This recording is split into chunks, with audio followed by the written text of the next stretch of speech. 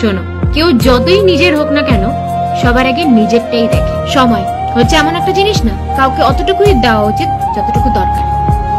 দরকার অতিরিক্ত সময় যদি তুমি দিয়ে দাও, না তোমার ইজ্জত থাকবে না তোমার দেওয়া সময়। জীবনের কোনো পরিস্থিতিতে যখন তুমি একা হয়ে যাবে না, তখন ভয় পাবে না, ঘাবড়াবে না। কারণ মনে রাখবে যে সিংহাসনে লোকে একাই বসে। কাউকে মনে আঘাত করা আর কবরে ফুল দিয়ে সাজানোটা অনেকটা একই ব্যাপার। তুমি যতই ফুল দিয়ে কবর সাজানো না কেন, যে মানুষটা মরে যায় সে থোড়ি ফিরে আসে। জীবনে সম্পর্ক বানালে এমন ভাবে সম্পর্ক বানাও যে তাকে তোমাকে মিথ্যে কথা বলার দরকারই পড়বে না, আর তোমার তার ব্যাপারে সত্যিটা জানার দরকারই পড়বে না। কারোর মনে থেকে যাওয়া আর কারোর মন থেকে যাওয়া দুটোই মানুষের ব্যবহারের উপর নির্ভর করে।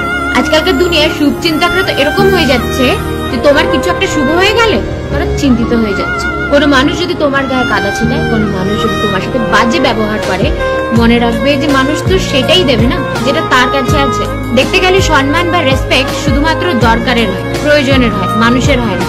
দরকার বা প্রয়োজনও শেষ, সম্মান বা রেসপেক্টও শেষ। কেউ খুব সুন্দর একটা কথা বলেছে যে সময় তবুও সময় মতন পাল্টায়, কিন্তু মানুষ যে কোনো সময় পাল্টায়। যার যাওয়ার তাকে যেতে পারে, আর যদিও বা সে থেকে যায় তাকে চলে যায়, তাই না?